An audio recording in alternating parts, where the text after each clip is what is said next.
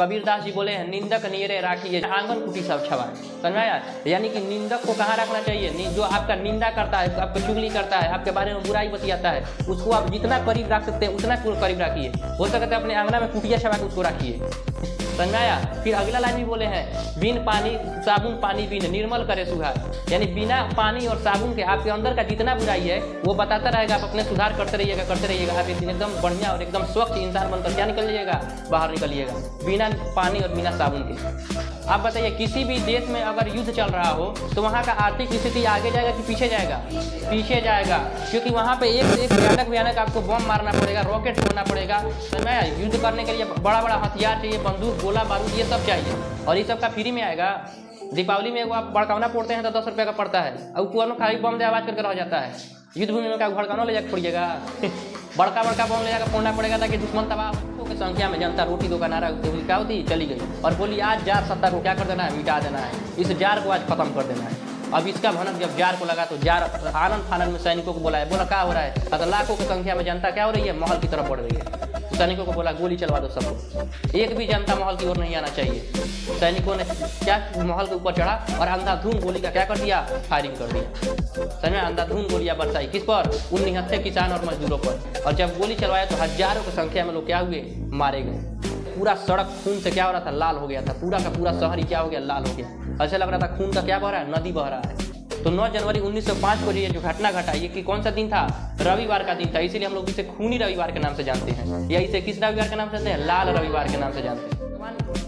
और जब इंसान बना रहा था तो उसके साथ 3 चीज बनाया। पहला कि अगर अनाज बनाएगा तो अनाज में क्या लग जाएगा, कीड़ा लग जाएगा। नहीं तो आदमी पैसा नहीं कमाता, अनाज कमाता। कैसे उसको खाना क्या है, पैसा खाना है, अनाज खाना है, लेकिन अनाज में कीड़ा लग जाए तो आप अनाज को संग्रह करके नहीं रख सकते हैं। समझ में आया? दूसरा, उसका लालच कभी खत्म नहीं होगा। तीसरा, उसके साथ अगर कोई घटना घटेगा तो समय के साथ साथ वो भूल जाएगा। समझ में आया? ये जार निकोलस द्वितीय को बढ़िया से पता था। 1905 में किसका गठन कर दिया, डीमा का। समझ में आया? लेकिन 1906 आते आते तक वो देखा कि अब पूरा मामला क्या हो गया, शांत हो गया। जनता जो घटना हुआ था 1905 के खूनी रविवार उसको क्या हो चुकी है, भूल चुकी है। 1906 में उसने देखिए आदमी जब पिटाता है तो उसमें ताजा घाव रहता है, छड़क के फिर चल जाता है मारने के लिए। समझ में आया? लेकिन वहीं पीट के या 10 दिन बाद कैसे वाला मारा जाए तो आदमी ऐसा ही है, एक तरीके हो गया, जो घटना घट गया क्या उसमें जाया जाए, आदमी ऐसा ही बोलता है। समझ में? जय हिंद।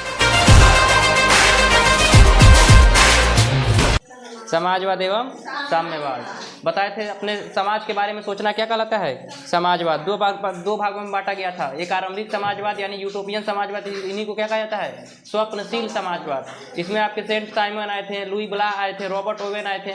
रॉबर्ट ओवेन को इंग्लैंड में समाजवाद का क्या कहा जाता है, जनक कहा जाता है। सबसे पहले समाजवादी कौन थे, सेंट साइमन। सब बता दिए थे ना। इसमें समाजवाद का उत्पत्ति कैसे हुआ था, पूंजीपति वर्ग का जब उदय हुआ था, पूंजीपति वर्ग मजदूर वर्ग पे क्या करने लगे, अत्याचार करने लगे। और इस अत्याचार के बदौलत हमारा समाज कितने भाग में बट गया, 2 भाग में। पहला श्रमिक वर्ग और दूसरा पूंजीपति वर्ग। तो इनसे पूंजीपति वर्ग मजदूर वर्ग पे अत्याचार न कर पाए, इसको बचाने के लिए कौन आए थे, कार्ल मार्क्स। कौन आए थे, कार्ल मार्क्स, यानी समाजवादी व्यक्ति। समझ में आया? जिसमें आरंभिक समाजवाद में आपके कार्ल मार्क्स के पहले वाले समाजवाद को क्या कहेंगे, आरंभिक समाजवाद, और कार्ल मार्क्स के बाद वाले समाजवाद को वैज्ञानिक समाजवाद। क्या कहेंगे, वैज्ञानिक समाजवाद। तो उसको हम साम्यवाद कहते हैं। क्या कहते हैं, साम्यवाद। फैक्ट्री के मजदूर मालिकों पे बहुत सारे क्या मालिक मजदूर पे क्या करते थे, अत्याचार करते थे। मजदूर मालिक पे कैसे अत्याचार करेगा हथौड़ी लेके मालिक को मारेगा। रॉबर्ट ओवेन आए थे, इंग्लैंड का जनक किसे कहा जाता है, रॉबर्ट ओवेन को कहा जाता है। साम्यवाद आपको बता दिए थे। कार्ल मार्क्स के बाद वाले जो समाज है उसे क्या कहेंगे, साम्यवाद कहेंगे। दुनिया भर के मजदूरों क्या हो जाओ, एकजुट हो जाओ, तुम्हारे पास खोने के लिए कुछ भी नहीं है सिवाय तुम्हारे जंजीरों के। किसका कहना था, कार्ल मार्क्स का। 1818 ईस्वी में इनका क्या हुआ, जन्म हुआ। 5 मई 1818 को क्या हुआ, जन्म हुआ। बचपन के मित्र जेनी से क्या किए, विवाह किए। धर्म से यहूदी थे, आगे चलकर क्या अपना लिए, ईसाई धर्म अपना लिए। अब उनके बाद से 1844 में इन्होंने अपने बचपन के फ्रेंड का नाम क्या था, फ्रेडरिक एंगल्स से मुलाकात किया और साम्यवादी घोषणा पत्र निकाला। इसलिए इनको क्या कहा जाने लगा, साम्यवाद का जनक। आधुनिक साम्यवाद के जनक कौन है, कार्ल मार्क्स हैं। कार्ल मार्क्स ने 1867 में एक किताब लिखा था जिसका नाम क्या था, दास कैपिटल। दास कैपिटल को साम्यवादियों का क्या कहा जाने लगा, बाइबल कहा जाने लगा। इन्होंने समाज को कितने भाग में बांटा था, 5 भागों में। आदिम समाजवाद, दास्ता समाजवाद, सामंती पूंजीवाद, समाजवादी, और बोले थे एक छठा युग भी आएगा जो कौन लेकर आएंगे? मजदूर लेकर आएंगे। 1 मई 1890 को मजदूरों ने अमेरिका में क्या कर दिया? हड़ताल कर दिया। इस तरह से हम लोग 1 मई को हर साल क्या मनाते हैं? मजदूर दिवस मनाते हैं। तो मजदूर दिवस कब से मनाते आ रहे लोग? 1890 से। समझ में आया? 1890 से हम लोग क्या मनाते आ रहे हैं? मजदूर दिवस। और 1 मई को क्या किया जाता है? मनाया जाता है। यूटोपियन समाजवाद के बारे में बता दिए थे, मार्क्सवाद के आदर्श भी बता दिए थे। ये चाहते थे कि एक वर्गहीन समाज की क्या किया जाए? स्थापना किया जाए, जहाँ पे किसी के साथ कोई भेदभाव न हो। समझ में आया? यहाँ से इनके बारे में बता दीजिए, और इनका जीवनी लिखना है तो पूरा लिखिएगा, ठीक है? 10 अप्रैल के अलावा 1883 में लंदन में इनका क्या हो गया? मृत्यु हो गया। यानी जन्म से लेकर इनका मृत्यु तक लिखना है, बीच में मत छोड़ना है। समझ में आया? बीच में मत छोड़िएगा। कार्ल मार्क्स के सिद्धांत कौन कौन थे? सिद्धांत उतना इंपॉर्टेंट नहीं है। चलिए, पूंजीवाद क्या है? जहाँ पे संसाधन के सभी साधनों पे किसका अधिकार हो? पूंजीपतियों का अधिकार हो। समझ में आया? इसमें मुनाफा पर क्या किया जाता है? कार्य किया जाता है। गरीबों के लिए कोई कार्य नहीं किया जाता है। उपनिवेशवाद, जब बड़ा शक्तिशाली राज्य किसी छोटे राज्य पे क्या कर ले? कब्जा कर ले, तो उसे हम लोग उपनिवेशवाद या साम्राज्यवाद कहेंगे। दोनों साम्राज्यवादी उपनिवेशवाद एक नहीं होता है। कोई दिक्कत है? अब चलिए हम लोग चलते हैं रूस की क्रांति। कहाँ पे? रूस की क्रांति। इतने सारे साम्यवादी लोग आए हैं तो समाज में क्या फैला दिए? समाजवाद की भावना फूके। समाजवाद में लोगों को समझ में आ गया कि हम लोग के साथ क्या हो रहा है? भेदभाव हो रहा है, और इस भेदभाव को खत्म करना है। क्या कहलाता है? समाजवाद। अब कार्ल मार्क्स की भावनाओं पे रूस की सारी जनता क्या हो गई? भड़क गई। और रूस की जनता क्यों भड़क गई? क्योंकि वहाँ पे मजदूरों के साथ क्या हो रहा होगा? अत्याचार हो रहा होगा। वहाँ का राजा को, रूस के राजा को जार कहा जाता है। क्या कहा जाता है? जार। रूस के राजा का मतलब क्या होता है? जार। तो रूस में राजा को जार कहा जाता है। तो वहाँ पे जो राजा था, राजा का नाम था जार निकोलस द्वितीय। क्या नाम था? जार निकोलस द्वितीय। आखिर ये जार निकोलस द्वितीय क्या किया था कि रूस में क्या हो गया? क्रांति हो गया। यही है जार निकोलस द्वितीय। दिखाई दिया? महानिरंकुश शासक था। समझ में आया? अपने चाटुकारों के बीच में गिरा रहता था, किसी को योग्यता के अनुसार कार्य नहीं देता था। उसके चाटुकार 4 को मिलकर बोल दिया कि ये आदमी बढ़िया, इसको दरोगा बना दीजिए। बोला ठीक है, जाओ, दरोगा बन गए। समझ आया? तो क्या योग्यता अनुसार कार्य मिला? नहीं। अपने चाटुकारों से पूछ पूछ कर क्या देता था? काम देता था। तो कोई भी अच्छा काम ये नहीं करता था। ये रोमनो वंश का क्या था? निरंकुश राजतंत्र का शासक था। कौन किस वंश से संबंधित था? रोमनो वंश का था। समझ में आया? लुई 16वां किस वंश का था? बोर्बो राजवंश का था। फ्रांस में बताए थे, फ्रांस के क्रांति में। उसी प्रकार ये रूस का क्रांति में कौन है? जार निकोलस द्वितीय है। समझ में आया? जार निकोलस द्वितीय किस वंश का है? रोमनो वंश का शासक है। सम्राट जार निकोलस द्वितीय रूस का क्या था? शासक था। फ्रांस की क्रांति के बाद संपूर्ण विश्व राजतंत्र को खत्म करने में क्या थे? लगे हुए थे। जब फ्रांस में क्रांति हुआ तो आपको बताए थे 1789 में क्रांति हुआ, और 1848 आते आते तक क्या हो गया? वहाँ पे क्या लागू हो गया फ्रांस में? गणतंत्र। क्या? गणतंत्र, यानी लोगों का तंत्र। यानी लोग वहाँ पे अपने राजा को क्या करेंगे? चुनेंगे। और 5 साल तक बढ़िया काम नहीं करेगा तो फिर उस राजा को हटा के दूसरा राजा क्या कर देंगे? चुन देंगे। तो ये कहाँ पर लागू हो गया? फ्रांस में। और जब फ्रांस का स्थिति सुधरा तो जगह जगह जितना भी यूरोप के देश है सब लोग बोले हमरो फ्रांस से जैसा क्या चाहिए? स्थिति यहाँ पे चाहिए। हम लोग भी क्या लागू करना चाहते हैं? गणतंत्र। ताकि पूरा पावर किसके हाथ में रहे? जनता के हाथ में रहे। और जनता जब चाहती जिसको क्या करते? राजा बना दे। और बढ़िया काम करे तो राजा रहेगा ना, तो फिर विरोध करके क्या बना दे? हटा दे उसको। तो ये जनता क्या की? हर जगह कैसा शासन लाना चाहती थी? फ्रांस जैसा, यानी गणतंत्र। लेकिन ये जो जार निकोलस द्वितीय था ये सत्ता छोड़ने के लिए तैयार नहीं था।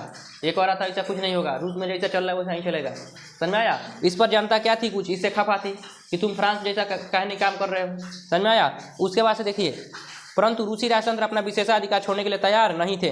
सम्राट जार को आम लोगों के सुख दुख का कोई चिंता नहीं रहता था। आम लोग कुछ भी करे, भाड़ में जाए, उससे कोई मतलब, इसको अपने से मतलब नहीं था। निरंकुश का मतलब क्या होता है? जिसके ऊपर कोई अंकुश ना हो, जो मर्जी वो फैसला सुना देता था, जिसको मर्जी जो मर्जी वो फरमान जारी कर देता था, किसानों पर जैसा मर्जी वैसा टैक्स लगा देता था। समझ में आया?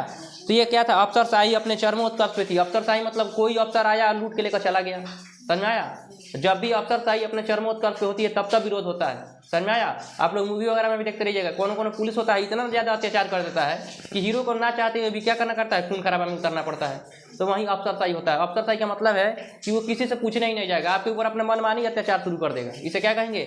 अफसरशाही। तो जो अफसर जिसके मर्जी उसके घर में घुस जाता था, टैक्स निकालो टैक्स निकालो, किसी को लेकर चल जाता था घर में से। ये क्या हो गया? अफसरशाही। नियुक्ति के आधार योग्यता नहीं था। आपको बताया थे चाटुकारों के बीच में घिरा रहता था, योग्यता कुछ था ही नहीं, किसी को कुछ भी बना देता था। गलत सलाहकारों के कारण जार की स्वेच्छाचारी क्या होती गई? बढ़ती गई। और जनता की स्थिति बद से बदतर क्या होती गई? यानी इसके अगल बगल में क्या थे? सलाहकार, गलत सलाहकार थे। समझ में आया? कबीरदास जी बोले हैं, निंदक नियरे राखी ये जामे कुटुम समाए। समझ में? आंगन कुटी सब छवाए। समझ में आया? यानी कि निंदक को कहाँ रखना चाहिए? जो आपका निंदा करता है, आपका चुगली करता है, आपके बारे में बुराई बतियाता है, उसको आप जितना करीब रख सकते हैं उतना करीब रखिए। हो सकता है अपने आंगना में कुटिया छवा के उसको रखिए। समझ में आया। फिर अगला लाइन भी बोले हैं, बिन पानी साबुन पानी बिन निर्मल करे सुधार, यानी बिना पानी और साबुन के आपके अंदर का जितना बुराई है वो बताता रहेगा, आप अपने सुधार करते रहिएगा, आप एक दिन एकदम बढ़िया और एकदम स्वच्छ इंसान बनकर क्या निकलिएगा, बाहर निकलिएगा, बिना पानी और बिना साबुन के। इसका मतलब निंदक क्या होता है, बढ़िया होता है। और वहीं अगर आप चाटुकारों के बीच में घिरे हुए हैं, महाराज तो वैसे है, महाराज वैसे है, महाराज वैसे है, तो क्या आपके अंदर का कमी नजर आएगा? नहीं। आदमी का एक खासियत है, वो गलती करता है ना तो उसको एहसास भी नहीं होता कि हम गलती कर रहे हैं, जब तक कोई दूसरा उसको टोक कर ना बताए कि बबुआ तुम गलती कर रहे हो। समझ में आया। यही आप लोग के साथ भी देखिएगा, आप लोग गलत कर रही होगा तो आपको अगर कोई टोक देगा तब आपको एहसास होता है सच में गलत कर रहे हैं, फिर आप लोग उसमें सुधार लाना शुरू करते हैं। जब तक कोई टोकेगा नहीं तब तक आपको पता ही नहीं चलेगा कि हम क्या कर रहे हैं, गलती कर रहे हैं। वहीं जार निकोलस द्वितीय के साथ क्या था, प्रॉब्लम था, इसको कोई टोकने वाला था ही नहीं कि महाराज आप गलत कर रहे हैं। समझ में आया। और जब कोई टोकने वाला नहीं था तो ये जैसा मर्जी वैसा मनमाना कार्य क्या हो रहा था, कर रहा था। समझ में आया। और बाद में जब जनता क्या करने लगी, विरोध करने लगी, फिर इसका नींद खुला। अब नींद खुला तो ये बचेगा कि भागेगा, आगे देखा जाएगा, कोई दिक्कत। तो आखिर रूस का स्थिति समझ में आया, रूस के राजा का स्थिति समझ में आया, राजा कैसा है वहाँ का। अब जनता के बारे में देखते हैं, जनता काहे त्रस्त हो गई, 1905 में काहे क्रांति कर दी, कुछ ना कुछ घटना घटा होगा रूस में। समझ में आया। चलिए मैप खोलते हैं और फिर आपको बताते हैं कि रूस में आखिर 1905 में कौन सा घटना घटा था। यहाँ पे आपको बड़का रूस दिखाई दे रहा होगा, ये आपका रूस है, क्या है, रूस दिखाई दिया, पूरा बड़का रूस है, यहाँ से यहाँ तक रूस है। समझ में आया। यहाँ पे जापान है, यहाँ पे क्या है, जापान है। तीनों को ध्यान में रखिएगा, जापान, ये क्या हो गया, जापान, और ये हो गया रूस। और यहाँ पे एक छोटा सा राज्य होगा जिसका नाम क्या है, क्रीमिया। यहाँ पे छोटा सा एकदम, इसका नाम क्या है, क्रीमिया। समझ में आया। देखिए इधर से क्रीमिया 1905 में किसके ऊपर आक्रमण कर दिया, रूस के ऊपर, और 1905 में इधर से जापान किसके ऊपर आक्रमण कर दिया, रूस के ऊपर। समझ में आया। अब रूस क्या हुआ, दोनों से दो फ्रंट पे युद्ध लड़ रहा था, उधर जापान से युद्ध लड़ रहा था और इधर से किससे युद्ध लड़ रहा था, क्रीमिया से। और दोनों छोटा छोटा राज्य है, दिखाई दे रहा है, एकदम छोटा छोटा राज्य है। समझ में आया। आप बताइए किसी भी देश में अगर युद्ध चल रहा हो तो वहाँ का आर्थिक स्थिति आगे जाएगा कि पीछे जाएगा, पीछे जाएगा, क्योंकि वहाँ पे एक से एक भयानक भयानक आपको बम मारना पड़ेगा, रॉकेट छोड़ना पड़ेगा। समझ में आया। युद्ध करने के लिए बड़ा बड़ा हथियार चाहिए, बंदूक, गोला बारूद, ये सब चाहिए, और ये सब का फ्री में आएगा। दीपावली में वो आप बड़कावना फोड़ते हैं तो 10 रुपये का पड़ता है, और ऊपर खाली बम दे आवाज करके रह जाता है। युद्ध भूमि में क्या भड़काना ले जाकर पड़िएगा बड़का बड़का बम ले जाकर फोड़ना पड़ेगा ताकि दुश्मन तबाह हो जाए, दुश्मन देश एकदम दहल जाए कि भाई इसके साथ बढ़िया बढ़िया परमाणु मतलब जैसे बम वगैरह बहुत खतरनाक रखा हुआ है, ताकि वो क्या हो जाए, भागने का कोशिश करे। बड़का बड़का गोली चलाना पड़ेगा, हथियार चलाना पड़ेगा, बंदूक चलाना पड़ेगा। तो बताइए इस सब में खर्चा आता है कि नहीं आता है, आता है। तो जब देश युद्ध में घिर जाता है तो देश का आर्थिक स्थिति दिन प्रतिदिन क्या होता जाता है, खराब होते जाता है, क्योंकि उसको किसी तरह से क्या जीतना रहता है, युद्ध जीतना रहता है। अब बताइए इधर से जापान युद्ध लड़ रहा है तो इधर से इसको किससे युद्ध लड़ना है, जापान से, और इधर से क्रीमिया युद्ध लड़ रहा है, इसका मतलब इधर से इसको क्रीमिया को भी क्या करना है, काउंटर करना है। दोनों को एक साथ जीतना है, किसको, रूस को। और रूस का जो शासक है वो कैसा है, महानिरंकुश। उसको मतलब ही नहीं है कि हमारा सेना किधर जा रहा है, हमारा अफसरशाही किधर जा रहा है, हमारा जनता किधर जा रहा है। क्या वो युद्ध जीत पाएगा, नहीं। दोनों तरफ से युद्ध क्या हो गया, हार गया। और जब युद्ध हारा तो पूरा का पूरा पैसा किस में खर्चा हो गया था, युद्ध में खर्चा हो गया था। अब जनता के ऊपर टैक्स लगा दिया, और जनता इधर भूखे खुदे मर रही थी, जनता इधर कैसे मर रही थी, भूखे मर रही थी। अब ऊपर से और ज़्यादा एक्स्ट्रा टैक्स कहाँ पे लगा दिया, रूस में। और जब टैक्स लगा तो लोगों को खाने पीने का भी क्या हो गया, दुश्वार हो गया। और इसके सैनिक जबरदस्ती आकर क्या वसूल रहे थे, टैक्स वसूल रहे थे, क्योंकि रूस कमजोर कैसे हो गया, दो फ्रंट पे युद्ध लड़ा और दोनों से हार गया, जापान से भी हार गया और किससे हार गया, रूस से भी, क्रीमिया से भी हार गया। समझ में आया। अब इसका लोगों के अंदर गुस्सा पूरा भर गया, छोटा इतना बड़का देश हो गया, हमारा राजा अगर बढ़िया रहा रहता तो टूचा सा देश से हारा रहता, तो टूचा टूचा देश है नहीं। तो यहाँ जनता क्या हो गई, पूरा भड़क गई। समझ में आया। उसके बाद से उनको खाने का मोहताज हो गए, पूरा रुपया पैसा ले जाकर युद्ध में झोंक दिया, लोगों को खाने के लिए नहीं मिल रहा था। अब 1905 में पूरा जनता सड़क पे आ गई। समझ में आया। और सड़क पे आकर रोटी दो का नारा लगाते हुए सेंट पीटर्सबर्ग महल की ओर क्या हो जी, चल दी, जहाँ पे जार निकोलस द्वितीय क्या होता था, रहता था। तो जार निकोलस द्वितीय किस महल में रहता था, सेंट पीटर्सबर्ग महल का नाम था। समझ में आया। पूरा लाखों की संख्या में जनता 9 जनवरी 1905 को लाखों की संख्या में जनता कहाँ आ गई, सड़क पे, और रोटी दो का नारा लगाते हुए सेंट पीटर्सबर्ग महल की ओर क्या हो गई, चल दी। बोली छोटा जार निकोलस द्वितीय, या तो आज तो उसको हटाइए देंगे लोग या तो उसे आज रोटी लेके रहेंगे समझ में आया। खाने को मोहताज हो गए थे और ऊपर से टैक्स लगा दिया था, दुनिया भर का पैसा ले जाकर उधर युद्ध में झोंक दिया। जापानों से युद्ध हार गया, क्रीमिया से युद्ध हार गया। बताइए क्या क्रीमिया छोटा सा देश, इससे युद्ध हारने वाला लग रहा है, वो उतना बड़ा देश। समझ में आया। लेकिन राजा बढ़िया रहेगा तो सब चीज़ को व्यवस्था में रख के रखेगा, मेंटेन करके रखेगा कि सेना कैसा है, उसमें सेनापति कैसा है, कौन कौन सेना किधर किधर जा रहा है, कौन सेना किधर जाए, उसको कोनो मतलब ही नहीं था। तो जब मतलब नहीं रहेगा तो युद्ध ऐसा ही हार जाएगा। अब जनता 9 जनवरी 1905 को कहाँ शुरू कर दी जाना, सेंट पीटर्सबर्ग राजमहल की ओर, और लाखों की संख्या में जनता रोटी दो का नारा क्या होती चली गई और बोली आज जार सत्ता को क्या कर देना है, मिटा देना है, इस जार को आज खत्म कर देना है। अब इसका भनक जब जार को लगा तो जार आनंद फानंद में सैनिकों को बोला क्या हो रहा है, तो लाखों की संख्या में जनता क्या हो रही है, महल की तरफ बढ़ रही है। उस सैनिकों को बोला गोली चलवा दो सबको, एक भी जनता महल की ओर नहीं आना चाहिए। सैनिकों ने क्या महल के ऊपर चढ़ा और अंधाधुंध गोली का क्या कर दिया, फायरिंग कर दिया। समझ में, अंधाधुंध गोलियां बरसाई किस पर, उन निहत्थे किसान और मजदूरों पर। क्या उनके पास हथियार था? नहीं, वो रोटी दो का नारा लगाते हुए किधर आ रहे थे, सेंट पीटर्सबर्ग महल की ओर। समझ में आया? अब उसको याद आ गया था चुड़ैलों का धावा कहाँ पे हुआ था, फ्रांस में। उसको लगा कहीं भूतों का धावा ना हो जाए समझ में आया? वो क्या चलवा दिया, गोली चलवा दिया। और जब गोली चलवाया तो हजारों की संख्या में लोग क्या हुए, मारे गए। समझ में आया? और हजारों की संख्या में लोग मारे गए। पूरा सड़क खून से क्या हो रहा था, लाल हो गया था। पूरा का पूरा शहर ही क्या हो गया, लाल हो गया। ऐसे लग रहा था खून का क्या बह रहा है, नदी बह रहा है। और उस समय का उस जो दिन था, उस दिन का नाम था रविवार। कौन सा दिन था, रविवार का दिन था। तो 9 जनवरी 1905 को ये जो घटना घटा, ये कि कौन सा दिन था, रविवार का दिन था। इसीलिए हम लोग इसे खूनी रविवार के नाम से जानते हैं, या इसे किस रविवार के नाम से जानते हैं, लाल रविवार के नाम से जानते हैं। कोई दिक्कत है इसमें? तो क्वेश्चन पूछता है खूनी रविवार या लाल रविवार से आप क्या समझते हैं, तो लिखिएगा 9 जनवरी 1905 को जार सत्ता को मिटाने के लिए। कहा है जार सत्ता को, क्योंकि वो रूस और जापान, क्रीमिया और जापान दोनों से क्या हो गया था, युद्ध हार गया था और उसका आर्थिक स्थिति कमजोर हो गया था। लोग खाने के लिए मोहताज हो गए थे, लोगों के पास रोटी नहीं था, इसीलिए लोग कंजी का नारा लगा रहे थे, रोटी दो। लगाते हुए कहाँ जा रहे थे, सेंट पीटर्सबर्ग राजमहल की तरफ जा रहे थे। राजा को इसकी भनक लगी, राजा ने निहत्थे किसानों पे क्या चलवा दी, गोली चलवा दी। हजारों की संख्या में लोग मारे गए। चूंकि ये दिन रविवार का था, इसीलिए हम लोग क्या कहते हैं, लाल रविवार या खूनी रविवार कहते हैं। कोई दिक्कत है? अगर देखिए, अब रूस का थोड़ा सा कैलेंडर इसमें समझना जरूरी है, नहीं तो आप लोग कन्फ्यूज होइएगा। यहाँ आप देखिए, रूस में जो कैलेंडर चलता है उसका नाम है जूलियन कैलेंडर। क्या नाम है, जूलियन कैलेंडर। समझ में आया? रूस में उस समय जो कैलेंडर चलता था उसका नाम क्या था, जूलियन कैलेंडर। अब ये जूलियन कैलेंडर का खासियत क्या है, पूरा दुनिया जो कैलेंडर को फॉलो कर रही है, पूरा दुनिया यानी पूरा विश्व जो कैलेंडर फॉलो करती है उसका नाम था ग्रेगोरियन कैलेंडर। क्या नाम था, ग्रेगोरियन कैलेंडर। और रूस में जो कैलेंडर चल रहा था उसका नाम था जूलियन कैलेंडर। क्या चल रहा था, जूलियन कैलेंडर। अब ये जूलियन कैलेंडर जो है ये ग्रेगोरियन कैलेंडर से 9 दिन पीछे 13 दिन पीछे चल रहा था। कितना दिन, 13 दिन क्या चल रहा था, पीछे, यानी स्लो चल रहा था। समझ में आया?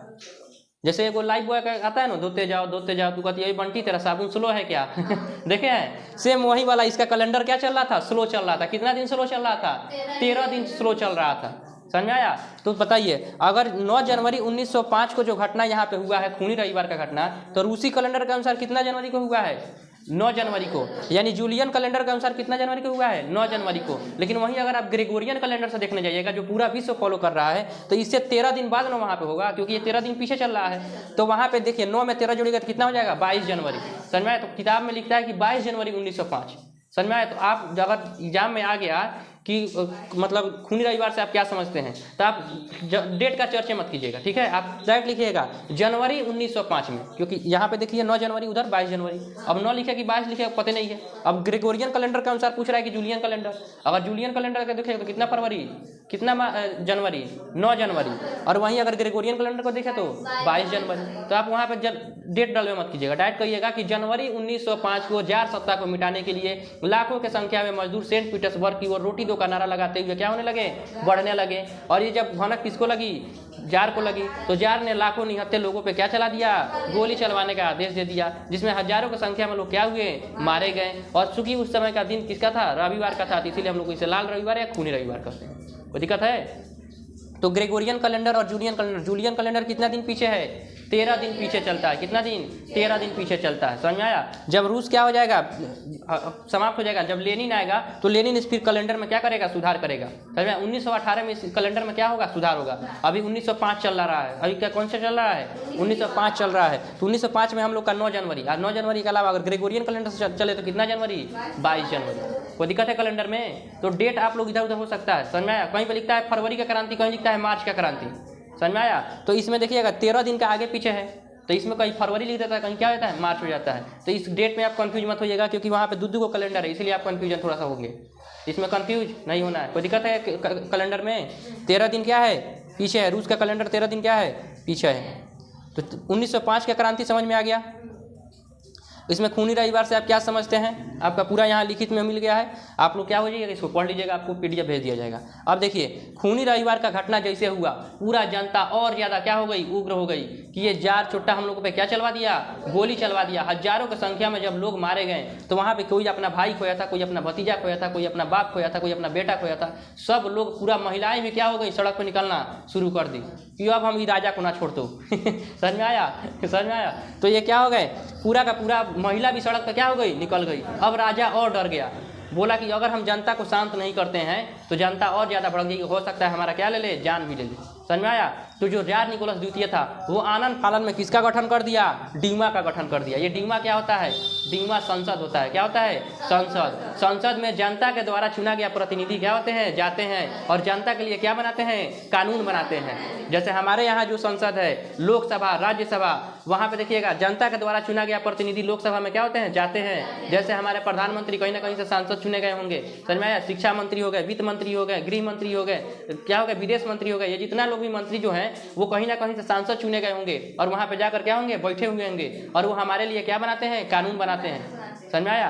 तो वहाँ पे किसका गठन कर दिया, वो डीमा का गठन कर दिया, यानी संसद का गठन कर दिया आनंद फानन में। अब लोगों को लेमचूस थमाने के लिए, जैसे नहीं बच्चा मन बड़ू किया तो 2 थप्पड़ मार दिया और रोने लगा, तो एगो लेमचूस थमा दिया तो बच्चा हंसने भी लगा।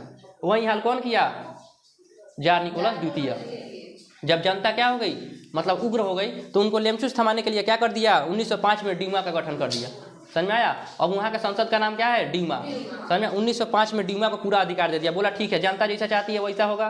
उनके द्वारा चुना गया प्रतिनिधि कहाँ जाएगा, डीमा में। वहाँ पे जाकर उनके लिए क्या बनाएगा, कानून बनाएगा। आज से यहाँ पे गणतंत्र लागू होता है। बोलने को तो बोल दिया, नेता भाषण देता है, ऐसा नहीं देता है, भाषण देने को दे दिया, बाद में लागू होगा तब ना समझ में आएगा। तो 1905 में किसका गठन कर दिया, डीमा का, क्योंकि खूनी रविवार का घटना हुआ था। अगर नहीं करता तो जनता और ज़्यादा उग्र हो जाती। समझ में आया। लेकिन साल भर तक ये देखा कि अब मामला धीरे धीरे क्या हो गया, शांत हो गया। लोगों के अंदर ये देखिएगा, भगवान जब इंसान बना रहा था तो उसके साथ 3 चीज़ बनाया। पहला कि अगर अनाज बनाएगा तो अनाज में क्या लग जाएगा, कीड़ा लग जाएगा। नहीं तो आदमी पैसा नहीं कमाता, अनाज कमाता। कैसे, उसको खाना क्या है, पैसा खाना है, अनाज खाना है। लेकिन अनाज में कीड़ा लग जाता है, आप अनाज को संग्रह करके नहीं रख सकते हैं। समझ में आया। दूसरा, उसका लालच कभी खत्म नहीं होगा। तीसरा, उसके साथ अगर कोई घटना घटेगा तो समय के साथ साथ वो भूल जाएगा। समझ में आया। ये जार निकोलस द्वितीय को बढ़िया से पता था। 1905 में किसका गठन कर दिया, डीमा का।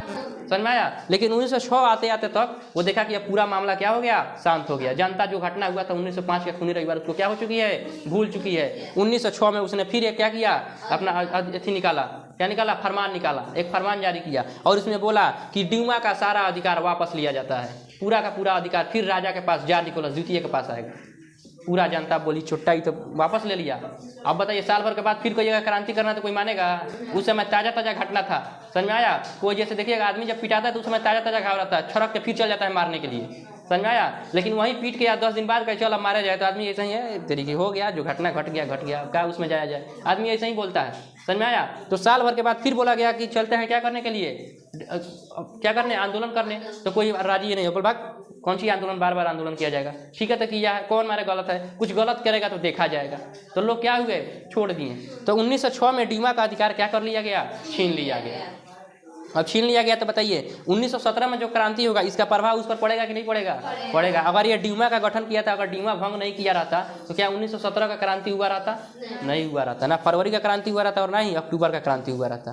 तारीख में कोई दिक्कत नहीं है। अब चलिए 1917 का क्रांति हो गया। अब उसके बाद से कब क्रांति होगा, 1917 में। जब 1906 में डीमा का क्या कर दिया, अरे 1905 में गठन किया, 1906 में उसका अधिकार क्या कर लिया, छीन लिया। तो लोगों के अंदर क्रांति का भावना फिर पनपना क्या हो गया, शुरू हो गया। लेकिन क्या डायरेक्ट क्रांति हो जाएगा, जब तक कोई घटना नहीं घटेगा तब तक क्रांति नहीं होगा। देखिए कौन फिर दोबारा कुछ ना कुछ घटना घटेगा। समझ में आया। और घटना घटेगा तो उसका कुछ ना कुछ क्या होगा, कारण होगा। अब ये लोग 1906 से लेकर 1917 तक, यानी कितना दिन, कितना साल तक, 11 साल, 11 साल तक ये लोग क्या रहेंगे, झेलते रहेंगे। फिर जार निकोलस द्वितीय को ये चोट्टा फिर दोबारा हमारे लोग का क्या किया, संसद का सदस्यता क्या कर लिया, छीन लिया। संसद पूरा भंग कर दिया। डीमा क्या कर दिया, भंग कर दिया। 1906 में वहाँ का पूरा क्या कर लिया, छीन लिया, अधिकार पूरा छीन लिया। इसका कुछ कारण होगा कि नहीं होगा, होगा। 1917 का क्रांति का क्या कारण था, 3 कारण, राजनीतिक कारण, सामाजिक कारण और बौद्धिक कारण।